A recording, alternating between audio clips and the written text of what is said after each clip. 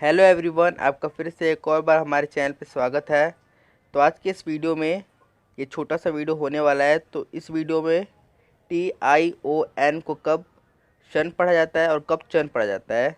वैसे आपको पता ही होगा कि इसे सन और चन पढ़ा जाता है। मैंने कई बार आपको बताया कि इसे शन पढ़ा जाता है, लेकिन इसे चन भी पढ़ा जाता है। तो इसके दो रूल हैं, ये मैं आपको समझाने वाला हूँ।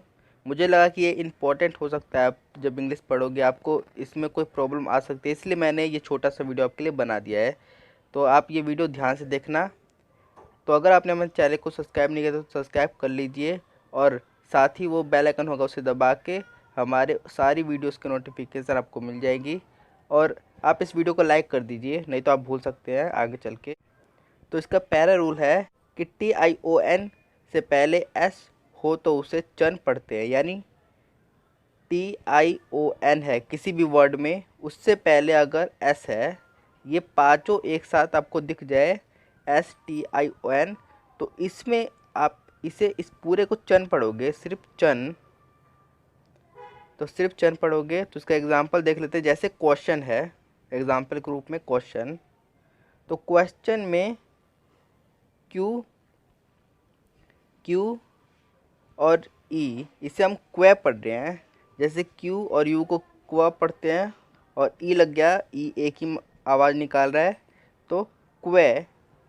और फिर जो ये पूरा है, पूरा का पूरा जो ये 5 STION, ये जो पूरा अब बचा, इसे चन पढ़ेंगे। Question, question. तो आपको भी पता होगा, ऐसे ही इसको पढ़ते हैं, क्वेश्चन। तो इसका दूसरा रूल है कि TION से पहले S ना हो तो उससे शन पढ़ते हैं। यानी उससे पहले इस वाले रूल को छोड़ के बाकी सभी जगह इसे शन पढ़ते हैं, शन। कई बार इसे जन भी पढ़ा जाता है, लेकिन वो बहुत कम पढ़ा जाता है, ज़्यादातर इसे शन ही पढ़ा जाता है। तो आप शन याद कर लीजिए। तो इसका हम एग्जाम्पल देख लेते हैं कि इसे कब कब शन पढ़ा जाता है। जैसे एक्शन, एक्शन में ए और सी को हम एक पढ़ रहे हैं, एक। ए सी को एक पढ़ रहे हैं। और फिर जो TION, इसे हम शन पढ़ रहे हैं, एक्शन। फिर मेंशन, मेंशन में हम एम को म पढ़ रहे हैं, ई को ए पढ़ रहे हैं, एन को न पढ़ रहे हैं। और ये जो है TION, इसे हम शन पढ़ रहे हैं, मेंशन। ऑपरेशन, तो ऑपरेशन में ओ को हम ओ ही पढ़ रहे हैं, पी को प पढ़ रहे हैं। और पर, पर रे, मैंने आपको बताया कि ई और आर, जहाँ पर भी इसे आप देखें इसे आप अर पढ़ोगे। तो इसलिए ऑपरेशन, ऑपरेशन। तो आर और ए ये मिलके रे बना रहे हैं, रे। तो इसलिए ऑपरेशन, ऑपरेशन। फिर है रिलेशन। तो रिलेशन में आर को हम र पढ़ रहे हैं, ई को हम री ई पढ़ रहे हैं, और एल को ल पढ़ रहे हैं, और ए को हम ए पढ़ रहे हैं, री। इसमें ई को ई पढ़ रहे हैं, री ले।